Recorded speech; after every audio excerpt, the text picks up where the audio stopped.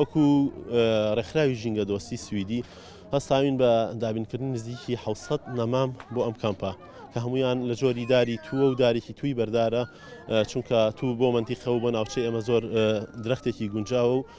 و لە گەشە شاگەشەیەکی زۆر باشی هەیە.